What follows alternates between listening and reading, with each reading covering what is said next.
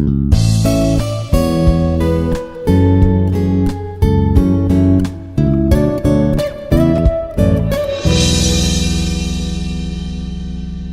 everyone, this is Dr. K. Jagannayaki, Professor in MBA Department, Institute of Aeronautical Engineering, Hyderabad. So today's I would like to discuss about the problem solving and critical thinking questions. So after going through this topic, the learner will be able to understand the concept of critical thinking and problem solving in real life situations by taking some kind of concepts on perfect competition. So monopoly is disappearing from market. Do you agree with this statement? Give your opinion for the monopoly to continue in the market situations.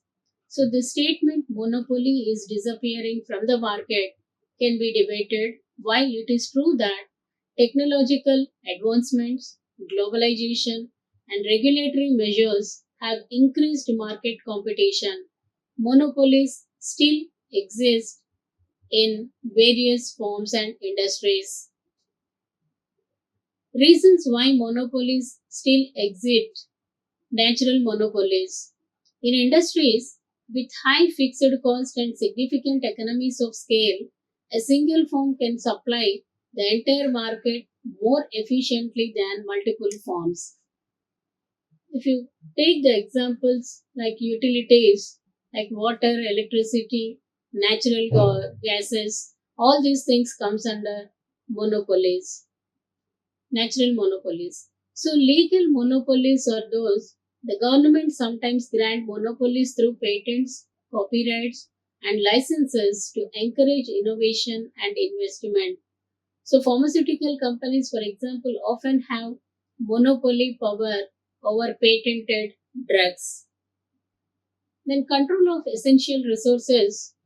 Firms that control essential raw materials or key inputs can maintain monopoly power. For instance, debates historically held a significant monopoly in the diamond industry by controlling most of the world's diamond mines. Next, network effects. Some markets exhibit strong network effects where the value of a product or service increases as more people use it. Social media platforms and operating systems often become monopolies or near monopolies due to these effects. Next, barriers to entry. High barriers to entry, such as significant capital requirements, technological expertise, or strong brand loyalty, can prevent new competitors from entering the market. For instance, the aerospace industry is dominated by a few firms due to the high cost and expertise required. Conditions for monopoly to continue regulatory support. Government can support monopolies through regulations, subsidies, and exclusive rights. For example, public utilities are often regulated monopolies to ensure stable and universal service. For example, RTC you take. In the same way, if you are going to take the public related companies, Bharat Heavy Electrical Limited, all those companies, they are all comes under monopoly because there are no competitors for them. Innovation and R&D investment. So monopolies can sustain their position by investing heavily in research and development to create new products, improve existing ones, and maintain a technological edge over potential competitors. Next, efficient operations. Monopolies that operate efficiently and provide high quality goods or services at reasonable prices can continue to dominate the market. So, efficiency can deter new entrants by making it difficult to compete on price or quality. Next, strong intellectual property protections. So, robust intellectual property laws can also help the firms to maintain monopoly power by preventing competition from copying their innovations. So, this is particularly relevant in industries like pharmaceuticals and technology. So, once if they have that kind of IP protections people they cannot copy their innovations. Strategic use of market power. Monopolies can use strategies like predatory pricing, exclusive contracts, and mergers and acquisitions to maintain their market dominance. These strategies can deter or eliminate competition. Then, coming to the opinion on monopoly in modern markets, while monopolies face increasing challenges due to technological disruptions and regulatory scrutiny, they are unlikely to disappear entirely. So, monopolies can persist in industries where natural conditions, legal frameworks, or strategic advantages create and maintain significant barriers to entry. And for monopolies to continue, what they have to do, what kind of remedial actions that monopolies should acquire. The first one is adaptation and innovation. Monopolies must continually innovate and adapt to changing market conditions to stay ahead of potential competitors. Then, regulatory balance. Governments need to balance regulations to prevent abuse of monopoly power while allowing monopolies to exist where they provide clear benefits, such as in natural monopoly situations. Coming to the consumer focus, monopolies that prioritize consumer satisfaction and fair pricing can sustain their position by reducing the likelihood of regulation intervention and maintaining consumer loyalty. While the prevalence of monopolies may be diminishing in some sectors due to increased competition and technological advances, they still exist and can continue to do so under specific conditions. The key for monopolies is to innovate, operate efficiently, and navigate regulatory landscapes effectively. Then next, it is believed that a firm under perfect competition is a price taker, not a price maker. Explain giving examples. So, in a perfectly competitive market, a firm is considered a price taker rather than a price maker. So, this distinction comes from the characteristics of perfect competition, which include homogeneous products, perfect information. So, homogeneous products means product offered by different firms are identical. So consumers have no preference for one seller's product over others. So its meaning is that no firm can influence the market price by altering its own output. So next, perfect information. All buyers and sellers have complete and accurate information about prices and products.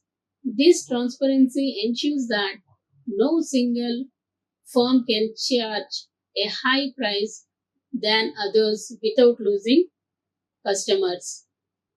The large number of sellers and buyers is another characteristic of perfect market. The market consists of many small firms and many buyers, each of which is too small to affect the overall market price. Then free entry and exit. The firms can enter or exit the market without significant barriers. This ensures that if firms are making above normal profits, new firms will enter, driving prices down until profits are normalized. So, given these conditions, each firm in a perfectly competitive market must accept the prevailing market price as given. The firm's individual output decision does not affect the market price, so it can only choose how much to produce based on that price. Let us take one example, agricultural markets. So consider a market where for wheat in a highly competitive agricultural sector, wheat is a standardized product with no differentiation between the wheat produced by different farmers. So everybody they used to produce the same type of wheat. Suppose there are many wheat farmers each producing a small portion of the total market supply. If the market price for wheat is $5 per bushel, no single farmer can influence this price. If a farmer tried to sell wheat at a higher price, buyers will simply purchase from other farmers at a lower market price. So, conversely, if the farmer tries to lower the price to sell more wheat, it won't affect the market price because the overall supply and demand determine it. Therefore, the wheat farmer must accept $5 per bushel price and decided how much wheat to produce based on that price. So the farmer is a price taker here, not a price maker. In contrast, in a monopoly or a market with significant barriers to entry and product differentiation, a firm has some degree of control over the price changes. For instance, a luxury brand like Rolex can set higher prices due to its unique brand value and limited competition. So, making it a price maker rather than a price taker, then only the companies they are going to survive in the market for the long run. And third, firms may not maximize profit, but they do have a profit policy. Discuss the above by bringing out clearly the various facets of a profit policy decision by a firm. The statement is that firms may not maximize profit, but they do have a profit policy. It reflects the idea that while profit maximization might be a theoretical ideal, in practice, firms often pursue various strategies and objectives related to profit that align with their broader goals, constraints, and operational realities. Profit maximization theoretical concept. So, profit maximization is a traditional economic theory suggesting that firms aim to achieve the highest possible profit by adjusting their output and pricing decisions. Short term focus often involves a focus on immediate financial gains without considering long term implications such as sustainability or market position. Next, profit policy. So, systematic approach firms may adapt a profit policy that reflects a more nuanced approach to managing profit, balancing short term gains with long term goals and constraints. Coming to the practical considerations, factors such as competition, market conditions, regulatory environment, corporate strategy influence a firm's profit policy. So, facets of profits are when you take policy profit targets, the first one is satisfactory profit. So, firms may aim for a satisfactory level of profit rather than maximum profit. This involves setting targets that ensure sufficient return to stakeholders while avoiding excessive risk or strain on resources. Then, profitability benchmarks. So, companies often establish benchmarks based on historical performance, industry standards, or shareholders' expectations.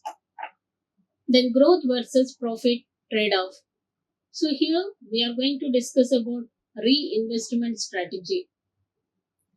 So, some firms prioritize growth and reinvest a significant portion of their profits into research and development, marketing, expansion, potentially at the expense of short term profit maximization. The next, market share goals. Firms might focus on increasing market share when, if it means lower profitability in the short run, with the expectation that this will lead to higher profits in the future. Next, risk management. So here we used to discuss about two things. One is risk aversion, another one is diversification. So firms may adapt a more conservative profit policy to mitigate risk, such as market volatility or economic downturns, opting for stable, predictable returns rather than high risk, high reward scenarios. Then diversification. So diversification products or markets can reduce risk and stabilize profits even if it means foregoing the highest possible profit from a single product or market. Next, corporate social responsibility, CSR. So where we used to consider ethical considerations. So some firms incorporate social and environmental considerations into their profit policy, accepting lower profits to align with ethical practices or contribute to social causes. Then, coming to sustainable practices, firms may invest in sustainable practices or fair labor policies that, while potentially reducing short term profits, enhance long term brand reputation and customer loyalty. So, competitive positioning here, the price strategies, if you take, firms might use pricing strategies such as penetration pricing or price skimming to achieve specific market objectives rather than just making profit. Coming to the differentiation, companies may focus on product differentiation to capture a niche market, allowing for potentially lower profit margins but with added value that can justify higher prices. The next, stakeholder interest. So here we are taking stakeholders. One is shareholders' expectation, another one is employee welfare. So shareholders' expectations means here balancing shareholder expectations for dividends and stock value with reinvestment strategies and long long-term growth. Then employee welfare is that policies that enhance employee satisfaction, productivity that might involve average cost, but they contribute to overall organizational health and long-term profitability. Let us take one example, tech startups. Consider a tech startup that focuses on rapid innovation and capturing market share. This company might deliberately price its product lower to attract users, investing heavily in research and marketing. While this approach might not maximize short term profits, the firm's profit policy is oriented towards building a large user base and establishing a strong market presence with the goal of achieving substantial profits in the future. So, the ideal of profit maximization might not always be practical or desirable. Firms generally have a profit policy that reflects their strategic objectives, operational constraints, and broader goals. These policies incorporate various facets of profit targets, risk management, growth strategies, and shareholders' interest. Next one, to maximize the profit in the short run, a perfectly competitive firm produces the output for which price is equal to average variable cost. Why or why not? In a perfectly competitive market, A firm maximizes its short run profit or minimizes its losses by producing the output where the price equals marginal cost. However, the relationship between price and average variable cost is also crucial in determining the firm's production decision, where why a company or firm focuses on the point where price equals marginal cost and what happens when price is compared to average variable cost. The key concepts of profit maximization rule. The first one is marginal cost, which is denoted as MC. It is the additional cost of producing one more unit of output. Whereas price is denoted as P, the market price at which the firm sells its product. Third one, profit maximization. In the short run, a firm maximizes the profit or minimizes losses by producing the quantity of output where the price equals the marginal cost. This is because producing beyond this point would result in marginal cost exceeding the price, leading to a business in leading to a decrease in profit. Then average variable cost. So variable cost means the change with the level of product such as labor and materials. Then average variable cost. The variable cost per unit of output calculated as total variable cost divided by the quantity produced. Then short run production decision. If price is greater than average variable cost, it means that P is greater than ABC. The firm covers its variable cost and contributes to fixed cost. So in this scenario, the firm will produce the output where P is equal to marginal cost to maximize profit or minimize losses. Even though fixed costs are not covered in the short run, the firm can continue production because it is covering its variable cost and contributing to fixed cost. The second condition, if price is less than average variable cost. So when the price falls below the average variable cost, the firm is not covering its variable cost. In this case, the firm should cease production in the short term or short run because continuing production would result in a loss greater than the fixed cost, which are sunk in the short run. The firm incurs a loss equal to the total fixed cost plus shortfall of price below average variable cost, which is multiplied by the quantity produced. By stopping production, the firm minimizes its losses to fixed cost alone.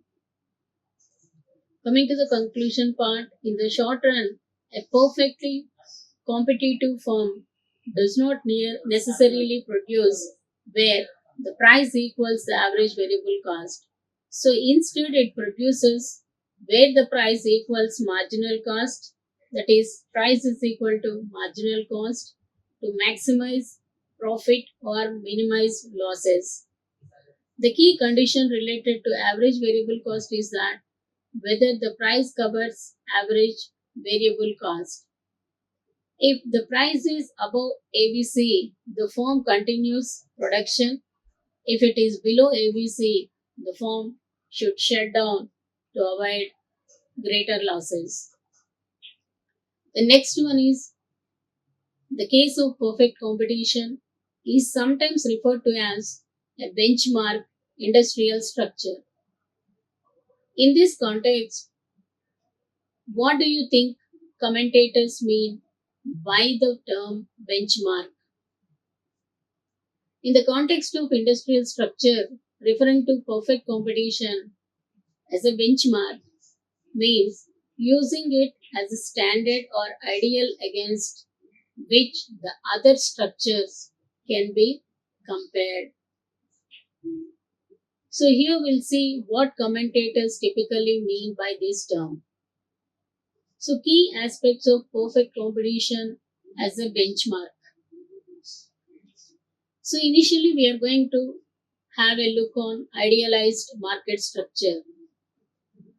So here theoretical model, if you take, perfect competition is an idealized model where several key conditions are met, such as numerous buyers and sellers, homogeneous products, perfect information, and no barriers to entry or exit. So, this model provides a simplified framework to understand the dynamics of competitive markets. Then let us compare few things, baseline for comparison, comparative analysis. So perfect competition serves as a baseline for comparing real world market structures.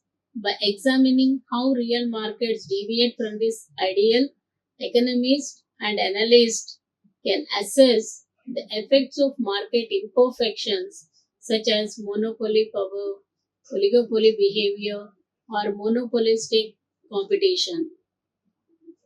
Efficiency standards, so allocative and productive efficiency. So, in a perfectly competitive market, resources are allocated efficiently and firms produce at the lowest possible cost, and this efficiency serves as a standard evaluate the performance of other market structures. For instance, if a market deviates significantly from this benchmark, it may indicate inefficiencies such as higher prices or reduced output. Coming to the theoretical insights, it is a predictive tool. The perfect competition model helps in predicting how changes in the conditions might affect business or outcomes. It provides insights into how markets should theoretically behave under ideal conditions, which can then be used to analyze deviations in practice. Then, policy evaluation. So, coming to the regulatory framework, policymakers and regulators often use the perfect competition benchmark to evaluate and design regulations aimed at improving market conditions or market outcomes. For example, antitrust laws and competition policies are often influenced by the desire to move markets closer to the competitive ideal. Then, coming to the example of benchmarking, consider the case of a monopoly versus a perfectly competitive market. In a monopoly, a single firm controls the entire market, which typically leads to higher prices and reduced output compared to a perfectly competitive market. So, by comparing the monopoly outcome with the perfect competition benchmark, analysts can identify the loss of consumer surplus and also the inefficiency created by the monopoly's market power.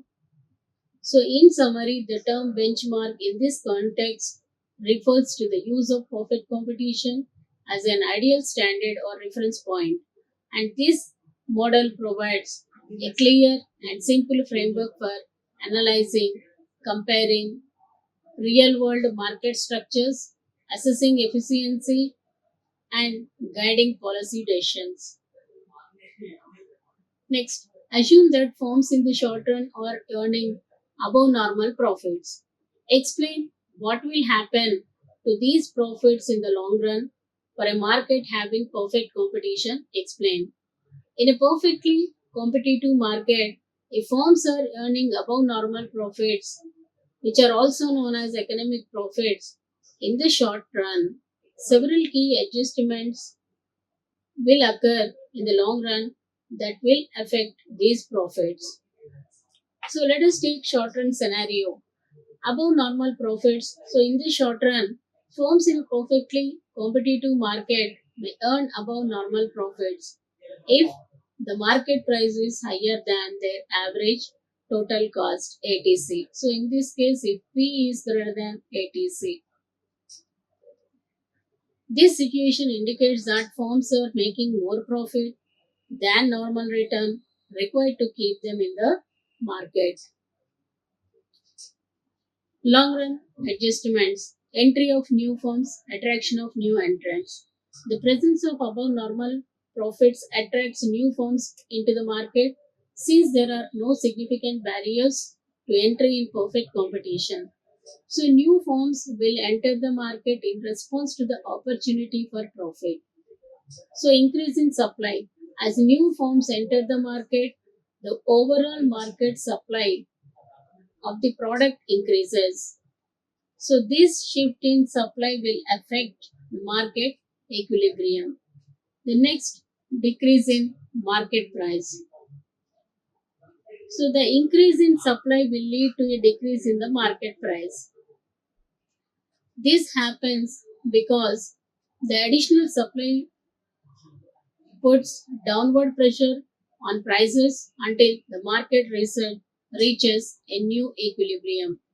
Then coming to adjustment to price, as the market price falls, it moves closer to the average total cost of production for firms already in the market.